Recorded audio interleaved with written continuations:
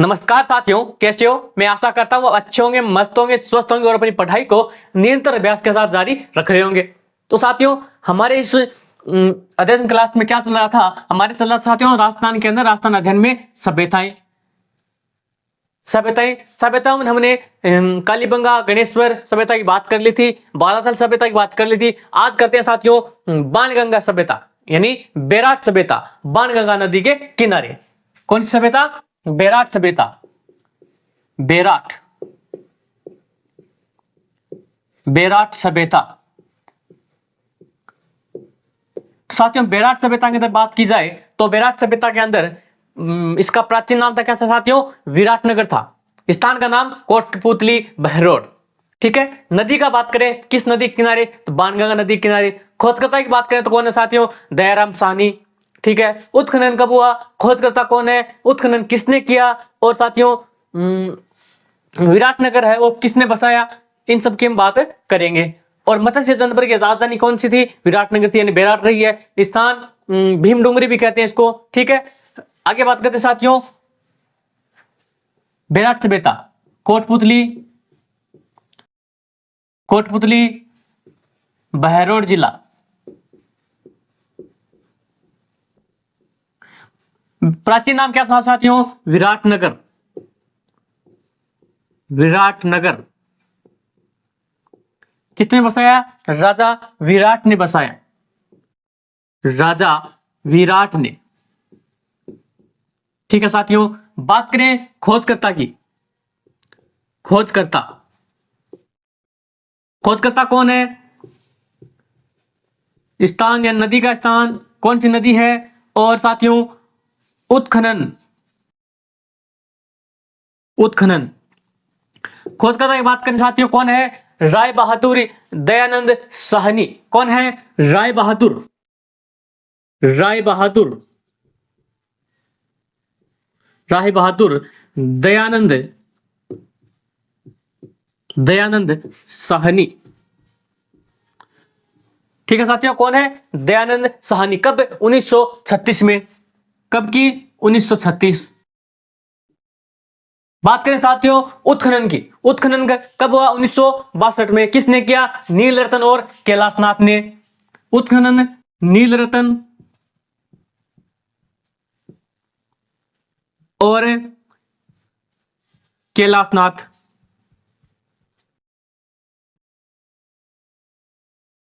नीलरतन कब की? 1962 में। नीलरतन, बनर्जी और कैलाशनाथ। ठीक है। आगे बात करते हैं मत्स्य जनपद की राजधानी रही है किसकी? मत्स्य जनपद की राजधानी कौन? विराटनगर। मत्स्य जनपद की राजधानी कौन रही है? विराटनगर। मत्स्य जनपद की राजधानी विराटनगर, लेकिन मत्स्य जनपद की राजधानी विराटनगर। इस स्थान को क्या कहते हैं? भीम डूंगरी भी कहते हैं। ठीक है। जनश्रुति के अनुसार यहां पर क्या हुआ? द्रौपदी को प्यास लगी। द्रौपदी को प्यास लगी तो क्या किया? भीम ने यहां पर पानी निकाला। ठीक है। कहां पर? भीम डूंगरी, यानी इसलिए इसको क्या कहते हैं? भीम डूंगरी कहते हैं। आगे बात करें महाभारत कालीन यहां पर भीमलात तालाब भी है।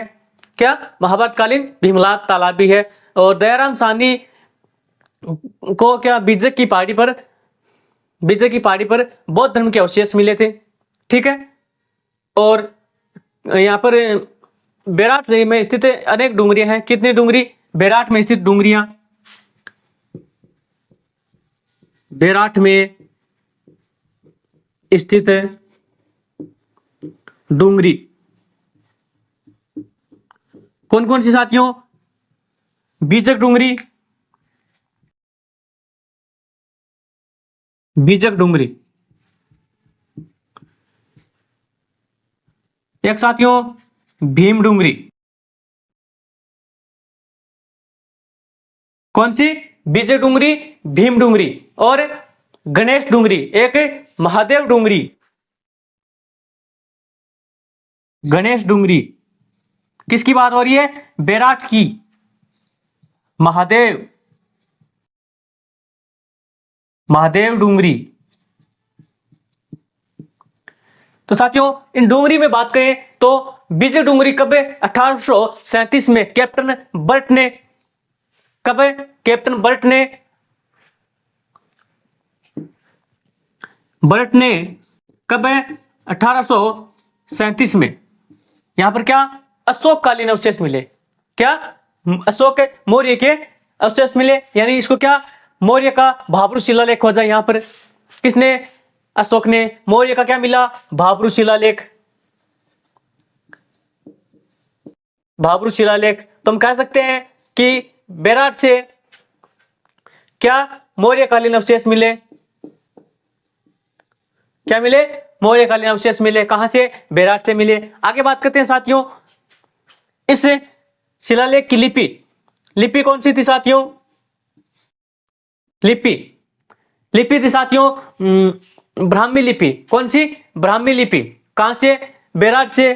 किस शिलालेख की लिपि थी, भाब्रू की, ब्राह्मी लिपि। और भाषा साथियों प्राकृत भाषा, प्राकृत भाषा, ठीक है। और आगे बात करें कि यहां पर भाब्रू शिलालेख को 1840 में Royal Asiatic Society of Bengal, यानी इसको क्या रखा गया, कोलकाता संग्रहालय में रखा गया है। इस शिलालेख को क्या, कोलकाता संग्रहालय में रखा गया है, कोलकाता संग्रहालय में रखा गया है, ठीक है। आगे बात करते हैं, भाब्रू शिलालेख में अशोक को क्या कहा गया साथियों, अशोक को मगध का राजा बताया गया। किसको, अशोक को मगध का राजा बताया गया और अशोक द्वारा पशु बलि पर रोक लगाई गई। इस अभिलेख से यह पता चलता है कि अशोक क्या बताया गया है, मगध का राजा, मगध का राजा। और इन्होंने क्या किया, पशु बलि पर प्रतिबंध लगाया।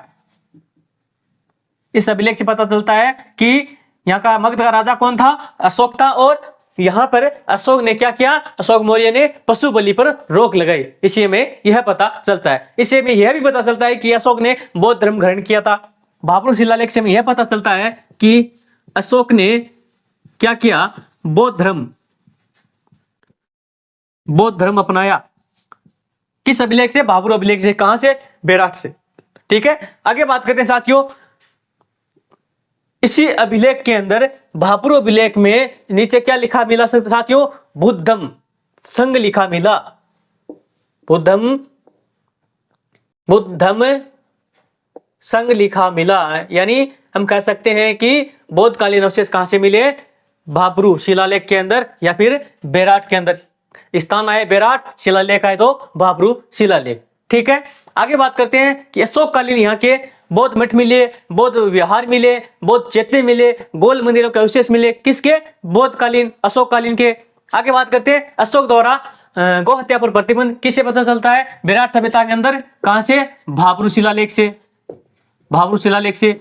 आगे बात करते हैं साथियों कि जयपुर शासक रामसिंह ने क्या, जयपुर शासक रामसिंह द्वितीय के समय किलेदार किसने, कीताजी खंगारों को यहां पर क्या मिला, सोने का कलश मिला। किसको, रामसिंह द्वितीय के समय। किसको, कीताजी खंगारों, क्या मिला इनको, यहां पर स्वर्ण कलश मिला, स्वर्ण कलश मिला, ठीक है। कहां से, बेराट से। आगे बात करते हैं कि भगवान बुद्ध की यहां पर मथुरा शैली में निर्मित एकमात्र प्राचीन प्रतिमा मिली है। कहां से, यहां से क्या मिला, भगवान बुद्ध की मथुरा शैली में, मथुरा शैली में निर्मित प्राचीन प्रतिमा मिली। कहां से मिली, बेराट से, ठीक है साथियों। आगे बात करते हैं, यहां पर क्या मिला, शंख लिपि का प्रमाण मिला। क्या मिला, शंख लिपि का प्रमाण मिला, शंख लिपि का प्रमाण मिला। कहां से, बेराट से। क्या नदी थी साथियों, बाणगंगा, लिखी नहीं ना, बाणगंगा नदी।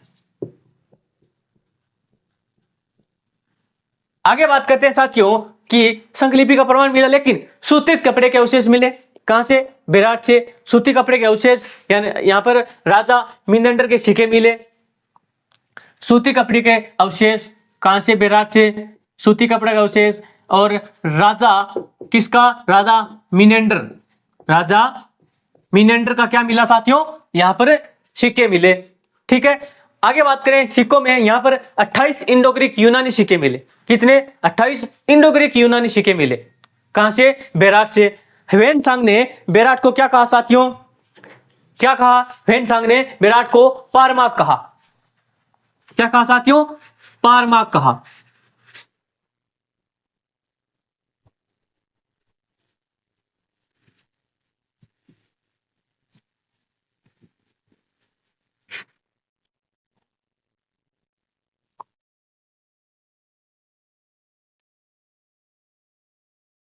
ह्वेनसांग ने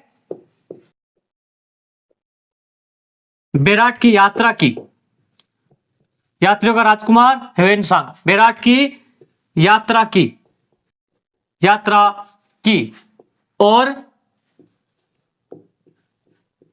इसे क्या कहा, पारमार्क कहा। ठीक है, किसने, ह्वेनसांग ने। आगे बात करें साथियों, यहां पर ह्वेनसांग ने बेराट सभ्यता के अंदर नष्ट का कारण क्या बताया, क्या बताया, हून शासक के मिहिर कुल को क्या बताया, ह्वेनसांग ने बेराट सभ्यता का, बेराट सभ्यता के नष्ट होने का, नष्ट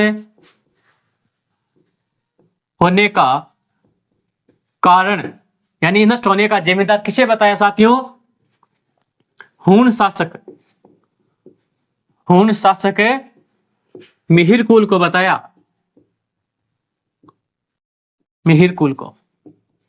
किसने, ह्वेनसांग ने। किस सभ्यता के लिए, बेराट सभ्यता के लिए। बात करते हैं साथियों बेराट सभ्यता से और क्या क्या मिला। मौर्यकालीन अवशेष मिले, बौद्धकालीन संस्कृति के अवशेष मिले, महाजनपद कालीन संस्कृति के अवशेष मिले। कहां से, सभ्यता, बेराट सभ्यता से मौर्यकालीन, मौर्यकालीन अवशेष मिले। कहां से, बेराट से। आगे बौद्धकालीन संस्कृति के अवशेष मिले, बौद्धकालीन, महाजनपद कालीन संस्कृति, महाजनपद कहां से मिले साथियों, बेराट सभ्यता से। बेराट सभ्यता कहां की, कोटपुतली बहरोड की। आगे बात करते नदी, बाणगंगा नदी, खोज दयानंद साहनी 1936। आगे बात करते साथियों सूती वस्त्र में लिपटे, यहां से क्या मिला, सूती वस्त्र में, सूती वस्त्र में बंधी 36 मुद्राएं मिली, सिक्के मिले 36 प्रकार के। कितने, 36 प्रकार, जिसमें 28 तो क्या साथियों यूनानी है, इंडो ग्रीक यूनानी, 28 तो इंडो ग्रीक यूनानी मुद्राएं, और 8 क्या साथियों आहत क्या है, पंचमार्क सिक्के मिले। 8 है आहत पंचमार्क सिक्के मिले। आहत के पंचमार्क सिक्के कहां से मिले, बेराट सभ्यता से मिले। ठीक है साथियों, आगे बात करते हैं क्यों बेराट सभ्यता के अंदर एकमात्र क्या, भगवान बुद्ध की मथुरा शैली में, क्या, मथुरा शैली में, मथुरा शैली में क्या मिली, प्राचीन प्रतिमा मिली, एकमात्र, इसलिए दोबारा लिखा है एकमात्र प्राचीन प्रतिमा। कहां से मिली, बेराट से मिली। आगे बात करते हैं साथियों किस सभ्यता की, आहट सभ्यता की। किस सभ्यता की, आहट सभ्यता की। आहट, इसका प्राचीन नाम क्या साथियों, स्थानीय लोग किस नाम से पुकारते थे, धूलकोट के नाम से पुकारते थे। आहट सभ्यता कहां की, उदयपुर की। कहां की साथियों, उदयपुर की। आहट सभ्यता आर्य नदी या फिर बेड़त नदी के किनारे है। खोजकर्ता कौन है, अक्षयकीर्ति व्यास और आरसी अग्रवाल। आगे बात करते हैं उपनाम की, तो उपनाम साथियों ताम्रवर्ती नगरी कहते हैं, घाटपुर कहते हैं, बनास संस्कृति कहते हैं, धूलकोट कहते हैं। ठीक है साथियों, बात करते हैं आगे आहट सभ्यता। आहट सभ्यता, बात करें साथियों आहट सभ्यता की, तो आहट सभ्यता कहां पर, उदयपुर, उदयपुर। बात करें खोजकर्ता की, खोजकर्ता बात करें नदी की, और साथियों बात करें उत्खननकर्ता की, उत्खननकर्ता की। ठीक है, खोज किसने की साथियों? अक्षय कीर्ति व्यास और आरसी अग्रवाल ने। कब है? अक्षय कीर्ति व्यास और आरसी अग्रवाल, रमेश चंद्र अग्रवाल। ठीक है, कब की? 1953 और 1956 में। इन्होंने कब की? 1953, उन्होंने 1956 के अंदर। कौन? अक्षय कीर्ति व्यास और आरसी अग्रवाल ने। अब बात करें साथियों उत्खननकर्ता की। उत्खननकर्ता में कितने नाम आते हैं साथियों? एस.टी. सांकलिया का नाम आता है, यानी हंसमुख धीरज सांकलिया।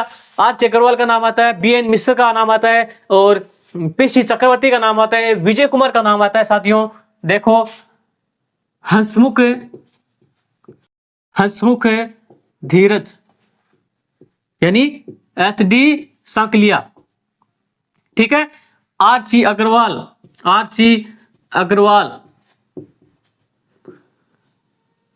और साथियों विजय कुमार।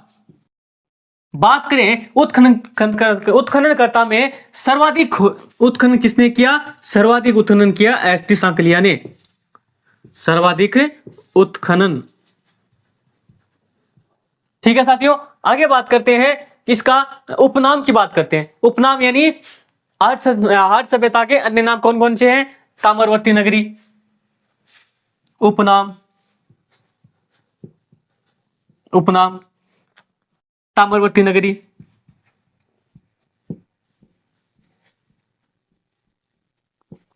धूलकोट,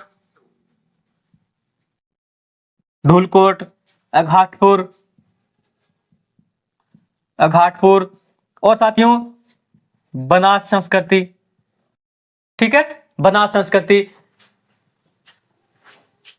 नदी भी बनास की है साथियों। बनास संस्कृति नदी, यानी नदी नहीं लिखी ना, नदी भी क्या है? बनास है या फिर बेड़च। ठीक है, आगे बात करते हैं साथियों बनास संस्कृति की। तो इसमें अघाटपुर कब कहा? अघाटपुर कब? 11वीं 12वीं शताब्दी में। 11वीं 12वीं शताब्दी। ठीक है, आगे बात करते हैं ताम्रवती नगरी क्या है? प्राचीन नाम है। धूलकोट क्या है साथियों? धूलकोट स्थानीय लोग इसको क्या कहते थे? धूलकोट कहते थे। आगे बात करते हैं साथियों बनास संस्कृति के विशेषताओं की। ऐसे आहड़ और ऐसे 8 यानी 8 बार उजड़ी और 8 बार बनी। कौन सी? बनास या फिर आहड़ सभ्यता। ऐसे 8 ऐसे आहड़ यानी यह सभ्यता क्या हुई? 8 बार उजड़ी और 8 बार बनी। 8 बार उजड़ी और 8 बार बनी। कौन सी सभ्यता? आहट सभ्यता। यानी यहां पर इस 8 बार उजड़ी 8 बार बनी, इसका यानी यहां पर क्या मिला? 40 फीट गड्ढे, यानी 40 फीट एक गड्ढा था, उसके हिसाब से पता लगाया गया कि 8 बार उजड़ी थी और 8 बार बनी थी। ऐसे 8 और ऐसे आटा, ऐसे आहड़, ऐसे 8, ऐसे आहड़, ऐसे आटा। आटा पीसने की चक्की यहां से मिली।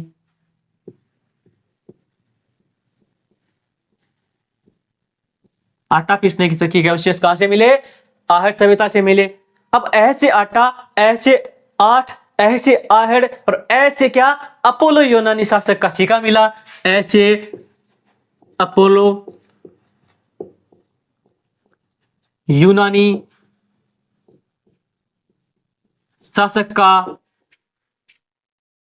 सिक्का यहां से मिला। ठीक है, आगे बात करते हैं ऐसे आटा। अब आटो खावे कौन? मिनक रहे खटे परिवार में, तो आटो पीसने की चक्की एक जगह मिल गई, यानी एक आदमी तो भाई यहाँ आटो यहाँ पीस के ज्यादा कोई नहीं खावे, लेकिन क्या हुआ? बहुत सारा लोग रहे तो आटो पीसना पड़े, खाना पड़े, तो यानी संयुक्त परिवार। अब आटो है तो परिवार तो खासी संयुक्त परिवार के अवशेष परिवार के अवशेष कहां से? आर्य सभ्यता से। अब बात करें संयुक्त परिवार आ गया तो संयुक्त परिवार आ गया तो यहां पर क्या मिले साथियों? 4 से 6 चूल्हे मिले, यानी 4 से 6 चूल्हे। इतना बड़ा परिवार है तो 4 और 6 चूल्हा तो मिलना ही है। ठीक है, आगे बात करते हैं कि संयुक्त परिवार है तो आटो पीस लियो, आटो सीधो तो खावे को नहीं, पका के खासी। तो यहां पर अन्न पकाकर खाते थे। ये लोग क्या करते थे? अन्न पकाकर खाते थे, अन्न पकाकर खाते थे। आगे बात करें साथियों, यह संयुक्त परिवार था तो अब संयुक्त परिवार तो बड़े परिवार की चाल सी 8 आदमी चला रहे थे, यानी पितृसत्तात्मक। ये क्या था? पितृसत्तात्मक थी। ठीक है, आगे बात करें पितृसत्तात्मक थी, इतना बड़ा परिवार था, आटो खावा, लेकिन अब अनाज खातर खेती भी करता, यानी कृषि करते थे। अब खेती बाड़ी करता तो पशु भी रखता। खेती बाड़ी में काम चाले को नहीं तो पशुपालन भी ये करते थे। क्या करते? पशुपालन भी ये करते। आगे बात करते हैं साथियों, ये क्या करते थे? सबके साथ किसी कपड़ा या फिर आभूषण के साथ दफनाते थे। सबको क्या करते? कपड़े या फिर किसी आभूषण के साथ दफनाते थे। ठीक है, सबको किसी कपड़ों के साथ या फिर किसी अन्य निशानी आभूषण के साथ दफनाते थे। ठीक है, लेकिन दफनाते थे तो सिर क्या था साथियों? उत्तर दिशा में सिर रखते थे, उत्तर दिशा में सिर रखते, उत्तर दिशा में। आगे बात करते साथियों, यहां से एक पद्धति मिली, क्या? चलकूप पद्धति, यानी चक्रकूप पद्धति। उस पद्धति का नाम क्या था? चक्रकूप पद्धति थी। यह पद्धति पानी निकालने की विधि थी। ठीक है, पानी निकालने की विधि थी। 15 से 20 फीट गड्ढा था। इसे पता चलता है कि चक्रकूप पद्धति, यानी पानी निकालने की विधि, पानी निकालने की विधि। आगे बात करें साथियों, यहां पर नारी की एक खंडित प्रतिमा मिली, जो क्या? कमर तक, नारी की खंडित प्रतिमा मिली जो कमर तक लहंगा पहने हुई थी। क्या? कमर तक लहंगा पहने हुई थी। यहां से क्या मिला? नारी की प्रतिमा मिली, नारी की प्रतिमा, नारी की खंडित प्रतिमा,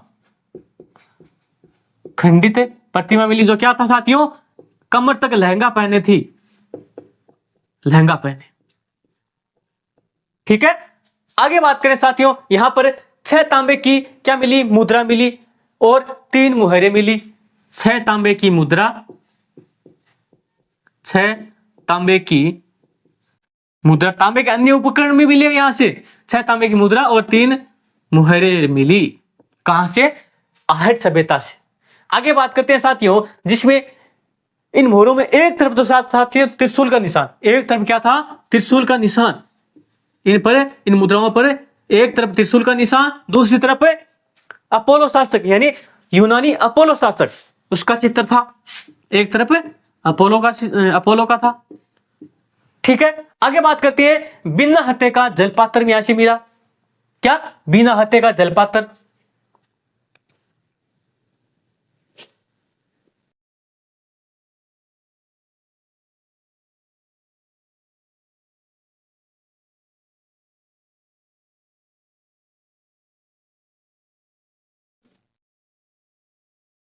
हाँ, मैंने मिटा दिया है। आगे बात करते हैं, यहां से क्या मिला? बिना हत्थे का जलपात्र मिला। बिना हत्थे का जलपात्र, बिना हत्थे का एक ठाव मिलो अठू क्यों? पकड़ना डांडी कोनी, यानी बिना हत्थे का जलपात्र मिला। ठीक है, और क्या मिला साथियों? यहां से क्या मिला? मिट्टी से बनी, मिट्टी से बनी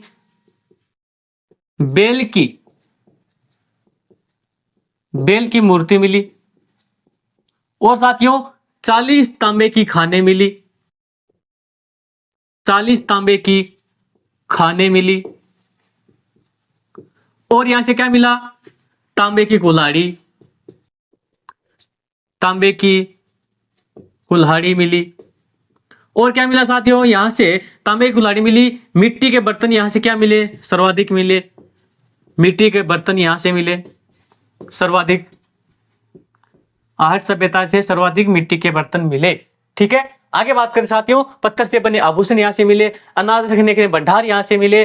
और आहट क्या था साथियों, रंगाई छपाई का क्या था, केंद्र था। लाल काले रंग के मृदभांड यहां से मिले। ठीक है,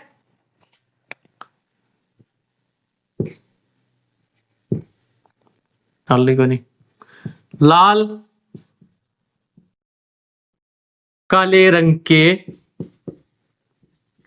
मृदभांड यहां से मिले, कहां से, आहट सभ्यता से। आगे बात करते हैं साथियों, आहट सभ्यता से और क्या मिला। आहट सभ्यता से पत्थर के आभूषण, लो भाई, पत्थर के आभूषण मिले, कहां से, आहट सभ्यता से। और क्या मिला साथियों, अनाज रखने का क्या मिला, भंडार मिला, अनाज रखने के भंडार मिले, जिसे क्या कहते थे, गोरे व कोठे कहते थे। क्या, गोरे व कोठे के अवशेष कहां से मिले, आहट से मिले, क्या कहते हैं, गोरे व कोठे। आगे बात करते हैं साथियों, आहट सभ्यता क्या था, रंगाई छपाई का केंद्र था। क्या था, रंगाई छपाई का केंद्र। कौन, आहट सभ्यता, कहां की, उदयपुर की। ठीक है साथियों, आगे बात करते हैं साथियों, पत्थर से बने आभूषण, तांबे के चाकू, तांबे के चाकू। बात करें कि अन्य उपकरण, अन्य उपकरण तांबे के। ठीक है, आगे बात करते साथियों, अनाज रखने भंडार हो गया, रंगाई छपाई का केंद्र हो गया। आगे बात करते हैं कि तांबा गलाने की भट्टी भी मिली, तांबा गलाने की भट्टी। अगर आपने पिछली कक्षाएं देखी है तो बताओ, आप ये बताओ कि लोहा गलाने की भट्टी कहां से मिली। ठीक है, लोहा गलाने की भट्टी कहां से मिली, बताना। अगर यहां तो आपने वीडियो देखा है तो लोहा गलाने की भट्टी का आप आंसर दोगे कमेंट के अंदर। ठीक है, आगे बात करते हैं, ये लोग क्या थे साथियों, महत्वपूर्ण बात है, ये लोग चांदी से क्या थे साथियों, अपरिचित थे। क्या थे, चांदी से अपरिचित थे। खेतीबाड़ी करते थे, खेतीबाड़ी करते थे तो यहां पर क्या मिला, चावल व जौ के अवशेष। क्या मिला, चावल व जौ। और चावल क्या, उत्तम किस्म का, सर्वाधिक उत्तम किस्म का। ठीक है, चावल क्या मिला, उच्च कोटि का चावल मिला। आगे बात करते हैं, चांदी से अपरिचित थे, फसल चावल जो हो गई, लाल भूरे रंग के मृदभांड मिले, लाल काले व भूरे रंग के मृदभांड मिले, भूरे, लाल काले भूरे रंग के मृदभांड मिले। आगे बात करते हैं साथियों, 26 प्रकार की मणिकाएं मिली। कितने प्रकार की, 26 प्रकार की मणिकाएं कहां से मिली, आहट से मिली। 26 प्रकार की मणिकाएं आहट से मिली, 26 प्रकार की मणिकाएं मिली आहट से। तो साथियों, आहट सभ्यता आज हमारी यही संपन्न हो गई। ठीक है, अब नॉर्मल सभ्यता के नाम बच्चे हैं, उनके जिले बच्चे हैं। ठीक है, और यहां से तस्तरियां, धूपदानियां, कटोरियां, कलश, ये भी यहां से मिले हैं। ठीक है, सर्वाधिक मिट्टी के बर्तन मिले साथियों, सर्वाधिक मिट्टी के बर्तन, और तांबा गलाने की भट्टी, और रंगाई छपाई के केंद्र। बात आ जाए उच्च कोटि का चावल कहां से मिला, तो आहट से मिला। ठीक है, पशुपालन अर्थव्यवस्था क्या था साथियों, प्रमुख केंद्र था। खेतीबाड़ी करते थे, उच्च कोटि का चावल मिला, लेकिन पशुपालन क्या था, अर्थव्यवस्था का, अर्थव्यवस्था का प्रमुख साधन कौन सा था, पशुपालन था। और यह क्वेश्चन आ जाए कि ऐसे कौन सी सभ्यता थी जहां के लोग चांदी से अपरिचित थे, चांदी को नहीं जानते थे, वो कौन थे, वो थे साथियों आहट सभ्यता के लोग। ठीक है साथियों, आज के लिए इतना ही, मिलते हैं अगली क्लास में, तब तक के लिए जय हिंद जय भारत।